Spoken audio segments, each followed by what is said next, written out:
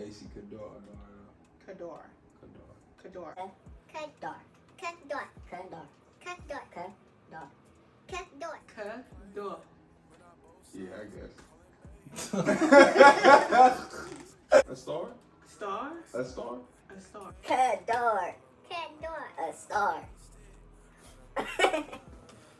Okay, Acey Qadr like a star. Acey Qadr. Matter of fact, you can just call me Ace, matter of fact. Ace. Oh, that's easier for me. But I prefer Qadr. Qadr. Yeah. Hey guys, this is your girl Lira, and you're listening to Self-Reflection Podcast. On our show today, we have Acey Qadr. I'm sorry if I butchered your name right there. Our episode for today, do you mind introducing yourself? I'm Acey Qadr, 23, Fairfield, California. That's Northern Bay Area, Northern California. If you're not familiar. What is professional? What is professional? When we think of professional, we think of collar shirts, we think of suits, we think of keeping your voice, an inside voice. We think of, women crossing their legs, you know what I mean? Having your hands like this, and these are all European mannerisms.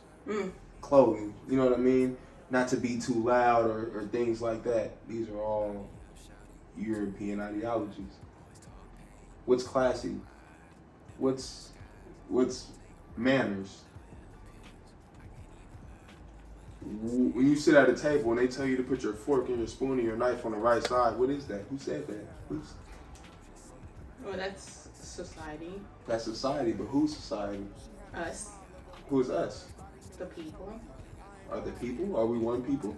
Are we together? We're supposed to be, in my opinion. See, now the people, we the people, but we supposed to be together. The truth is that we're not. Absolutely, I agree. There's definitely a lot of, it's not, obviously it's not segregation no more, but it's definitely divided. And it's not equal. It is no balance. Not in this society, at least. But even past this society, it's worldwide. It's international. This shit is international. You're an artist right now. And what kind of genre of music do you Originally it was rap, hip hop, that's what you could call it, but I started venturing out into basically what you would call like spoken word kind of, but more like on like a jazzy hip hop kind of beat. You know what I mean? Mm-hmm. But really it's kind of like the same kind of feel, I guess, or maybe not, just a more common feel, but the content of the lyrics is different. You know what I mean? Deeper, just more conscious. Yeah. Talking about more things. So. You want to talk about what you mean by conscious? By conscious, I mean, just what the word means is conscious, just being. When you're conscious, you're aware. Like when you wake up, okay, now you're aware of where you are, what's around you, and so forth. So when you're conscious, I just felt like being conscious is me just talking about what's going on a deeper level, just with everything in my life, as far as like just being in the streets, women, the government, just everything in life, really being conscious about what's going on. Because people live life with blindfolds. Yeah. You know what I mean? People live life not really, they're just in the Matrix. That's why they made that movie, The Matrix. You know what I mean? Where you could take this pill or this pill. You wanna just be a normal person every day inside of the Matrix, or you wanna wake up. Yeah. And if you notice in the Matrix, where did Tony really live? When he came, what was his name? Tony? What was his name? Whatever the fuck his name was. Neo. You realize about Scarface, but Neo. When he woke up, like when he came out of the Matrix, he's in this dirty ass sewer type of place, like, you know what I mean? And that's the symbolism of real life. Yeah. You know what I mean? Like that's how real life really is. It's gritty, it's dirty. Even when it comes to like sports and gambling and shit being rigged, that's real life. It's not clean. It's not perfect. It's not what it's made. I guess I want to ask you, like, when it comes emotionally, like when it comes to your emotion and how you were raised as a black man in America, how did that impact your mental health? Still to this day, I call it PTSD, just because it's like I'll be somewhere And I know sometimes I'm kind of weird about certain shit, like just kind of paranoid, like say like one of my friends is kind of like cracking a joke or laughing a little too loud or something like that. I'm like, bro, like be cool, like you know what I mean, like because I don't want extra attention on us. You know what I mean, like just for the simple fact that we walk into this store. You laughing and shit like that, they automatically think we in here to steal, or they thinking that we're ghetto, they thinking that we criminals, even though we might be convicted felons or whatever the case, but we didn't come here to steal. We didn't come here to cause problems. You know what I mean? But they don't know that either. But just off the color of our skin, okay, now I'm on you. Do you guys need any help? Are you sure?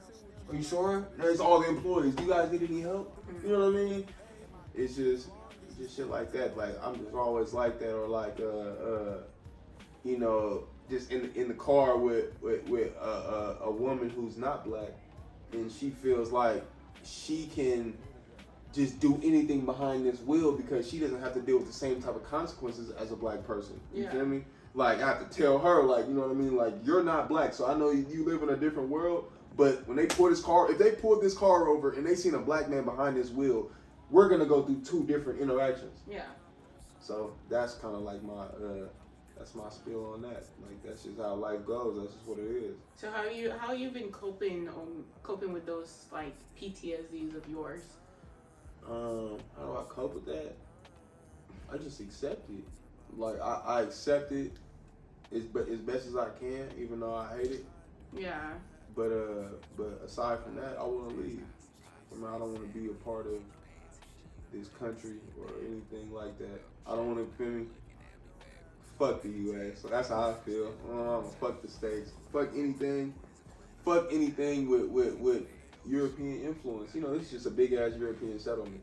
That's true. That's all this is. Yeah. So you feel me? That's how I cope with it. I just cope with it, and okay, I learn more. You know what I mean? I learn more and more about things. That's how I cope.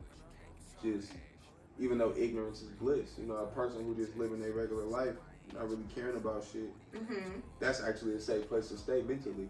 You feel me? Because once you start finding out shit, and once you start connecting the dots and shit like that, like for example, we can go to the next thing, but before we get to the next, I want to say, do you know what Japanese and Chinese people used to wear? They used to wear kimonos, silk robes and crowns and shit like that. Do you know what they wear now? Their government, they wear suit and tie. Do you know where suits and ties originated?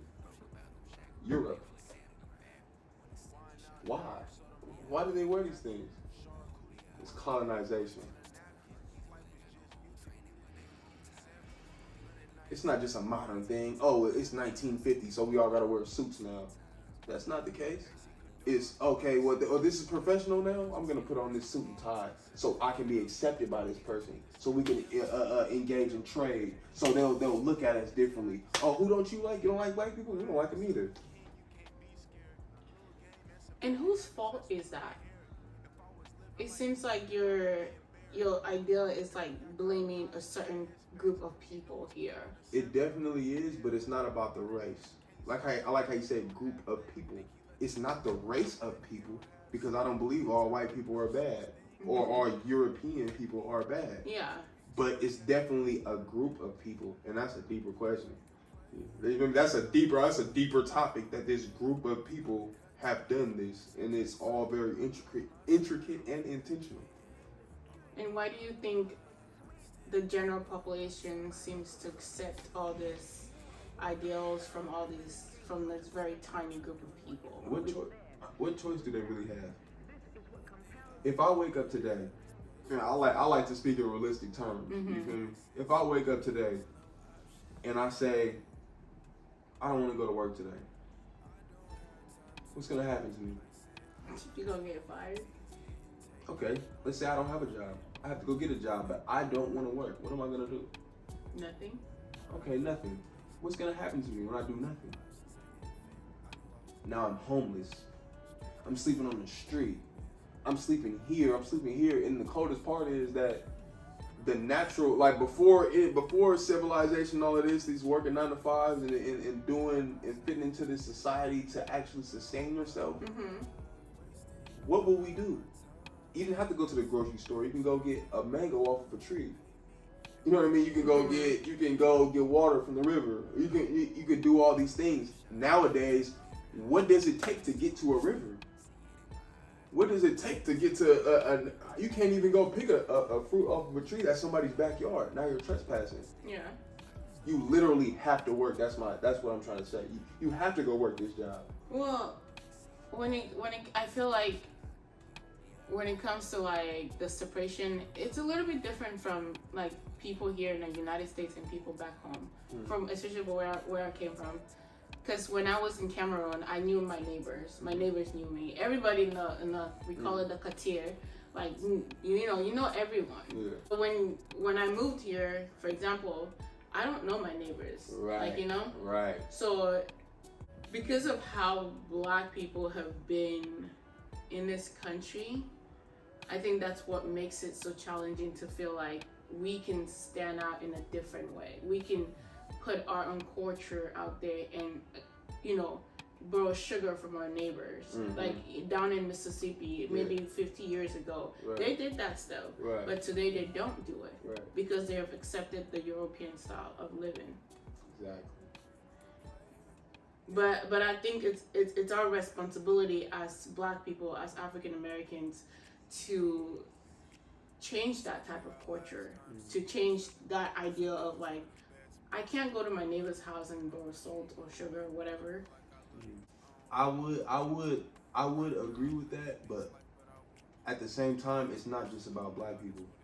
It's never been. You know what I mean? It's about, if your neighbor's not Black, then how could that apply?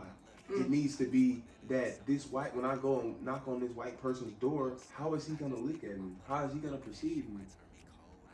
What is he gonna say? Like, you know what I mean? And it's so crazy that it's like you'll get that same energy from a Black person, and that's a bigger problem. Yes. You know what I mean? Like that's really a bigger problem. But I feel like the main thing I wanted to say about what you just said is just the fact that it's about everybody. It's the community. It's about, you know what I mean? We're meant to be, that segregation shit, that's still here today. Even though you might live next door to them, you're not allowed to walk in his door and hey neighbor, how are you? You know what I mean? A lot of times they're waiting to call the police on you. They're waiting for you to cause a problem. They're waiting for you to make a little bit too much noise. They're waiting for you to do these things because they know they got this Black person next door. So that's what it is. It's really about just everybody just really being human and stopping this color division shit. You know what I mean? Yeah, but I think that's the problem with society today, right? I think we, in my opinion, like you said, being human, I think we've forgotten that part that to err as human, you breathe just the same way I breathe, you walk the same way I walk, and I feel like that's where society has lost itself. Definitely true. But speaking of being human, what about the things that we eat? What do we eat that the natural human would have ate?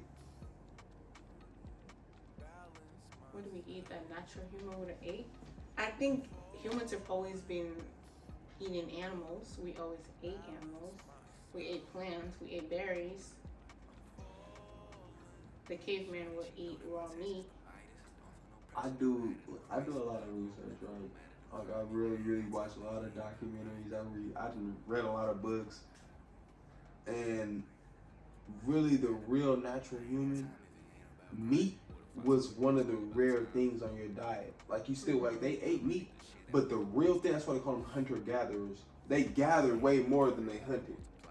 You know what I mean? Whatever's growing, why would I chase down this big ass animal when I could just eat these peanuts off this plant or whatever it is? You feel me? Why would I do that when I could just eat this spinach that's growing underground? Of course we're gonna hunt eventually, whatever, but we're supposed to gather way more than you hunt. But I was really saying that to say like the fast food, even like the alcohol. It's a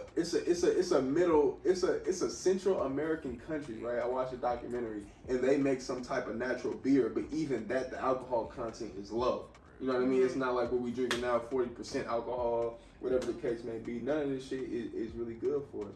But on top of that, these are things that these people know. Yeah. That's why there's liquor stores only in basically cheap neighborhood. You feel me? I'm not gonna say a bad neighborhood because even like where we are right now, this is not a bad neighborhood.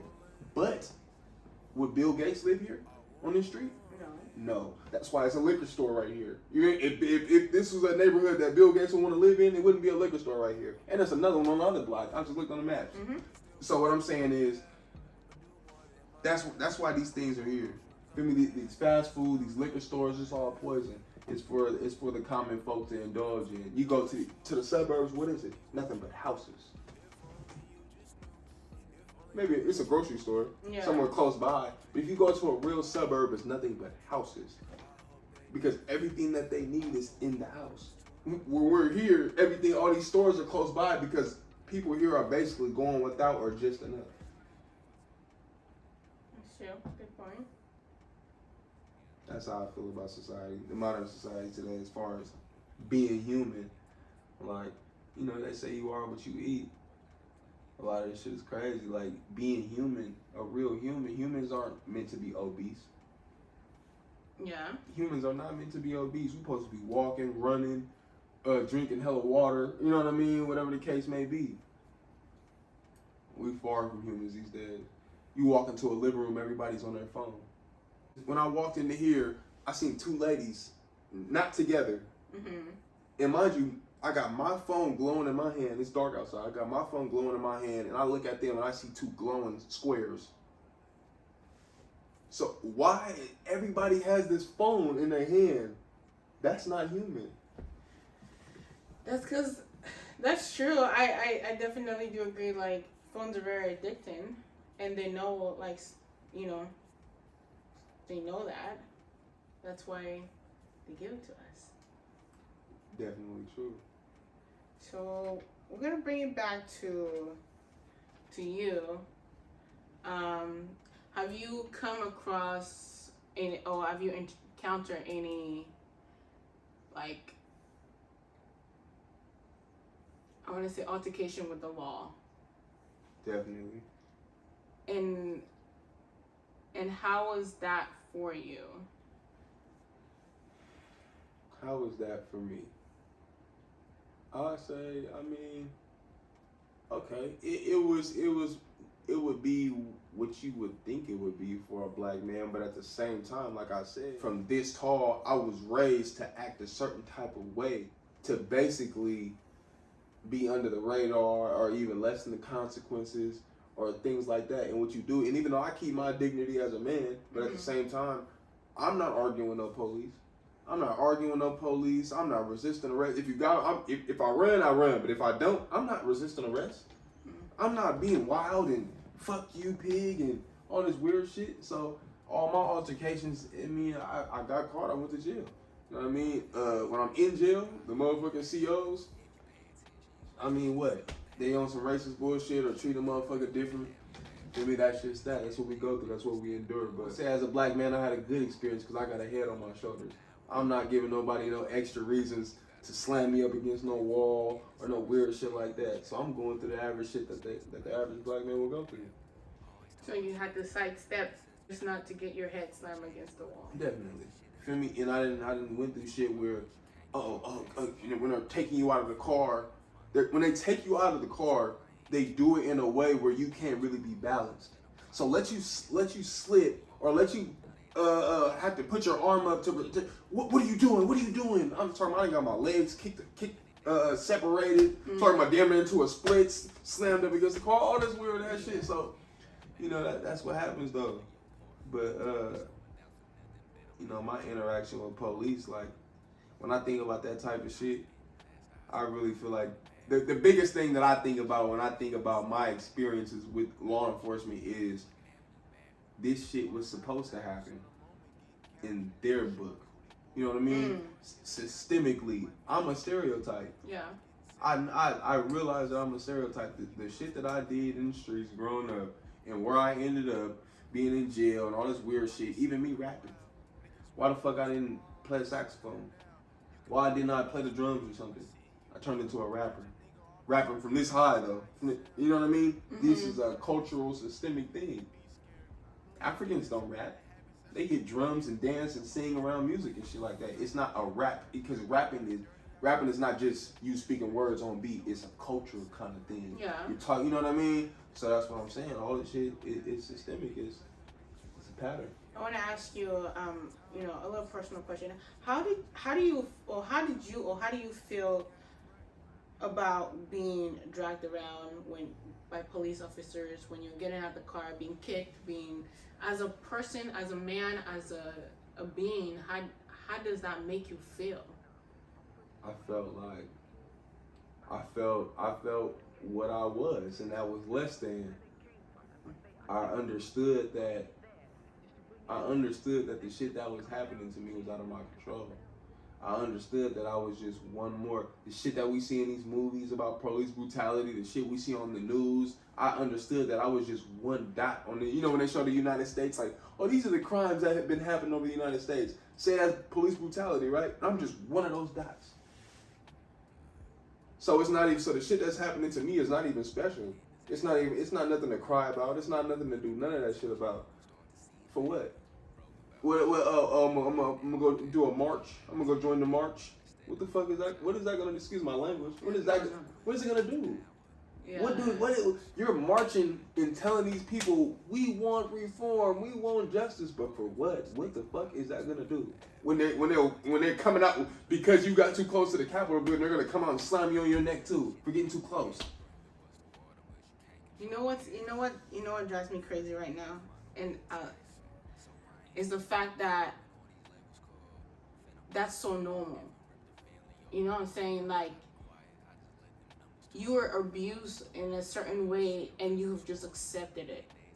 And you're just one of the many other black men and women that have just accepted this abuse that is coming from a higher up. And that's disgusting to me. Like, it's disgusting that we allow our government, our society, or whatever we want to call it, to be able to have such power over us, over human beings like that. Because I don't think it's fair, or not even fair, because there's no whatever scale here. But I don't think a black boy like yourself, or a black man, or a black boy growing up right now should be like, okay, I just gotta brace myself because someday I'm gonna get slammed on a car. That's normal. Yeah, that's exactly what it is. That's exactly what it is. When you watching this shit on TV, you like, damn, that could be me. When you hear about Trayvon Martin and you damn near his age at that time, you're thinking, that could be me. Yeah. What the fuck is the difference? He had Arizona and Skittles with a black hoodie. I got a black hoodie and I like Arizona and Skittles. I could be dead. That's just what it is. You feel me? Not saying that, oh, I'm gonna be, oh, hi, officer, or anything like that. Accepting it like that. I accept it as, okay, I'm gonna stay out these police face. I'm gonna do me, and you feel me? When that time comes, that's just what it is. Until I remove myself from the situation. But that's another big problem. Nobody thinks like that. Nobody thinks. Like, I'm not gonna lie. For the longest, I didn't think like that. Like, the U.S. is basically the world to a lot of people. Yeah. It's a whole. It's 6 other continents. You know what I mean? Like, that you can move to. So I just feel like, when you get your money up and you're really aware of what's going on, remove yourself from the situation. Leave. Marcus Garvey, this is what he was talking about. Leave the country, back to Africa. You know what I mean? Yeah, I don't know. I have a problem with that still. I don't think we should be accepting such violence. So what should we do? Do you know black people are only 13% of the population? And that's what baffles me, right? You know what I'm saying? It's like we're so tiny, but yet there's more of us in prison than any other population out here. And a black mom shouldn't have to raise their child in a certain way just because they want their child to fit. And you ask me, what should we do? I honestly, personally, yes, please interrupt me, please. Please, yes, because I gotta say that. Yes. You said a black mom raising her child a certain way to fit, but it's not really to fit in. It's to survive. It's to survive. and that's the real difference. When she raised me to where when I get pulled over by these police, I'm not one of these dumb niggas. Excuse my language once again. That's arguing with police. Fuck you, whoopty whoop, ready to get shot and killed over a traffic stop. Yeah. When really you could have just shut your mouth and just got slammed up a little bit and taken to jail. Maybe not even that. So it's about survival. And we shouldn't have to try to survive that way. Life is already challenging as it is. We shouldn't, but we don't have no choice. This is what we don't have a choice right now because this is what basically. Like, my parents didn't choose to be here. I didn't choose to be born here. Their parents and their grandparents and great-great-grandparents didn't choose to be born here. Mm-hmm. So when you're raised and you coming from nothing, I just watched a documentary about some older white dude, and he's telling his life story. He starts off the documentary. Mind you, it's a documentary about Earth, right? But this was a man that traveled all over the globe. He starts off the documentary and says, "I've had an extraordinary life." He said, "I got to travel all across the world." Mind you, he started this journey when he was a young man like myself. Mm-hmm. So where did you get the resources to travel all over the world? I'm saying that to say that when you were born here, from the jump, we are raised to work just to put food on this table, just to keep a roof over our heads, clothes on our back. Mm-hmm. We're not thinking about going to Uganda. We're not thinking about going to the Philippines. Ain't nobody thinking about going to Papua New Guinea. Nobody's thinking about that. What is that? A lot of people don't even know what that is. Why? Well, because I'm thinking about trying to put some food on this table. And that's what it is. How can we break out of that cycle, do you think? I feel like we gotta, honestly, I'm gonna keep it so lit. I'm against, that's why I deleted my Instagram. I'm against, all of this new age shit. You feel me? My brother, he be putting me on a lot of new high tech shit, as far as cryptocurrency and shit like that. But I mean, and not no but I feel like that's really the way. You got to get with a program to leave a program. You know what I mean? You have to get with it, because if you don't understand that, just for the simple fact that credit cards. Yeah. You go some places, we don't accept cash. Wait, but you gave me this cash. This is the U.S. denomination, or this the U.S. currency. Yeah. Why don't you accept cash? It's because you have to keep up. Now we're using cards now. Mm-hmm. So this is what I'm saying. So to get ahead in life, you have to get with a program in some type of way. You know what I mean? Whether you jumping through hoops and loops to get ahead, you got to get with a program. So what I'm trying to say is, as a people, we have to. If you feel like you gotta go do that, work that 9 to 5, stack your bread, whoop-de-whoop. You feel me? But when it's time to buy that house, when you done worked all these years, you 30, 35, and it's time to buy that house, don't buy it here. My mama, don't buy it here. Feel me? Unless you about to flip it and do real estate and all this other shit. Because a lot of people don't understand, once you buy this house here, now you're tied to here forever. Why? This is your mortgage. You worked all these years to buy this house. Now you have to still pay this mortgage and all these things, right? But you're still stuck here. Yes, you have a house. Yes, you have your piece, your domain. Even then, you don't own the land under it. That's another story. Yeah. But you're still stuck in this country. Now you just own a house in America. Still, you're gonna buy your house and get pulled over and still be discriminated against. Mm-hmm. You know what I mean? So that's just what it is. I just feel like we gotta get with the program, get your money up and go. Get your money up and leave. It's that simple. All right, we're gonna switch gears. So when it comes to dating in America, as a black man, do you feel like there's some challenges being a black young man trying to date in a society like ours today? Yes. How so? My skin is intimidating. Wow. That gives me chills. That's a fact. My skin is intimidating. Even though, you know what I mean, I'm not the worst looking guy on earth. You know what I mean? I consider myself to be mannerable. Mm-hmm. You know what I mean? I got some vocabulary about myself. All these things. I know how to speak. You know, I know how to carry myself. Yeah. I know how to not seem threatening. But what can you tell a person that's instantly, slightly intimidated by your skin?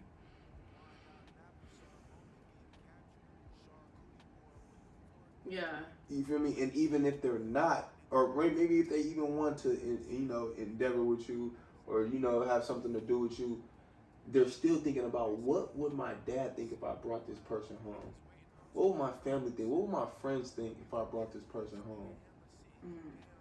You know what I mean? So I feel like. Are you speaking to a certain group right now, or specific? I'm speaking about race of people right now. Race of people with a black.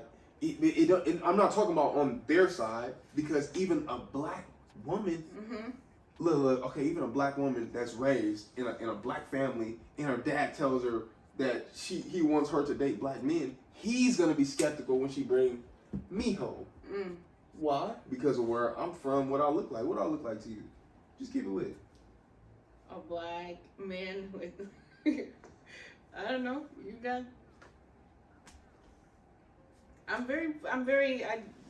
This is me. I describe people how I see. I think that's the difference between me and a lot of other people. I feel like I look like a stereotype. I got Nikes on. I got a Playboy hoodie on. I got dreadlocks, gold teeth. You know what I mean? Okay. I feel like so basically what I'm saying is when she brings me home, even though he told her, this is talking about a black girl now. The black dad told the black daughter that he would prefer her to date black men. Yeah. But when she brings me home, he's still skeptical. Who is this guy? So you think black men are having trouble dating because it's not really trouble dating, because just like anything else, we go against the odds. You know what I mean? Like, we're gonna beat the odds, especially if you what they call it, a high value man. You know what I mean? It doesn't like I'm not gonna say it doesn't matter, because it always does. But what I'm saying is, just like dealing with the police, you're gonna find a way to beat the odds because you have to. Just like living in the wild, like them animals have to do what they have to do to survive, and that's just that. But there's certain people that have a certain type, and certain people like black men. Yes, color men. And yes, that's true. X, Y, and Z. Yes, that's true. That's a. I mean that's just natural, I guess. But one thing you can't deny is that if it's a lineup of men from light to dark, the lighter men are going to be chosen before the dark. Because that's the culture. You know what I mean? Yeah. That's the culture. Well, a light-skinned person is better looking. But I think that's an ideal, right? It's a cultural thing, and it stems from racism. That's true. Why do you think there's colorism even in the black community? Oh, yo, black ass. Oh, That's yo, true. Oh, I'm light skinned. Even in Africa, by the way, there's even in Africa colorism. You're dark. I'm talking about even with the Aboriginals in Asia, in Australia, and everywhere where there's dark to light, there's colorism. Yeah. It's a sin to be darker. Now, the people who don't see that and really love the melanin, really love, you feel me, or just don't even see it like that, that's a pure person. That person is pure. They don't see it like that. They just see what this person is darker, so what? Yeah. That's a pure human. Male or female. And that's why I don't, like a lot, reverse racism. A lot of black people are racist towards white people. I'm not racist. I just speak on the shit that's going on. You feel me? I got all type of friends. You feel me? A white person can be right here. We could chop it up all night if he's a real person. You feel me? But what I'm saying is, with the reverse racism, a lot of black people don't like to see a white man with a black woman. Can you say that again? A lot of black people don't like to see a white man with a black woman. And do you have any opinion about that? Mind your business. What? I feel like shit. He must got some swag about him. He must have some game about himself. He got a little chocolate with him. Okay. Do you think black women are going after white men now as well? No, she just like what she like. she could like what she like. You feel me? Mm-hmm. Like, I don't know. That's what she like. Shit. Like, you feel me? I don't see nothing wrong with that. Yeah. You feel me? I really, really don't. You feel me? As long as she's staying true to herself, as long as he's staying true to himself, he might be from Sweden, she might be from the Congo. You feel me? Whatever. Yeah. As long as they true to themselves and they accept each other like it's supposed to be, even with other people around, they can both bring each other home comfortably. You feel me? Even if the other family don't fuck with it, they fuck with each other. Yes, it's genuine. Let them have that. You feel me? So that's what I'm saying. Like, that's just pure. Well, but I was really saying that to say that if this white man genuinely loved this black woman, to take her out in public and kiss her on the mouth in public, and it really, really, really treat her like how he would treat a white woman, that's pure. Let them have that. You know what I mean? Yeah. It's different if you got a fetish for her. You feel me? You have a fetish for black women. You just want to fuck her on the low, not tell nobody. None of your friends know you like black women or anything like that or shit like that. Or even like the white niggas that got black friends, but their family don't know them. Or you feel me? They keep their black friends away from their white friends. Yeah. That's not pure. Yeah. That's what I'm saying.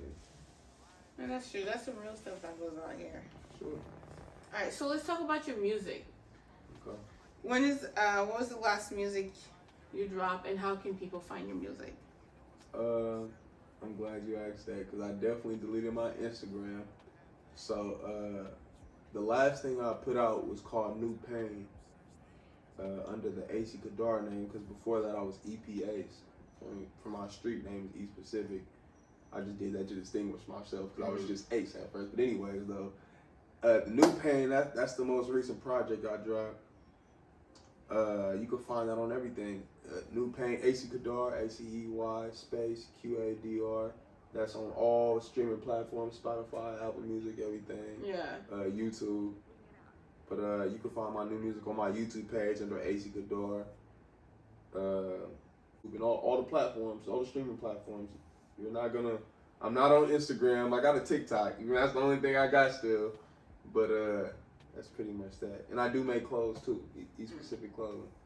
Yeah, for sure. East Pacific.ig. That is an Instagram I got, but I don't follow nobody on there. I just post my clothes. And that's a good interview. Cut. Well, I want to say thanks for joining me on Self-Reflection Podcast. It was great to chat with you.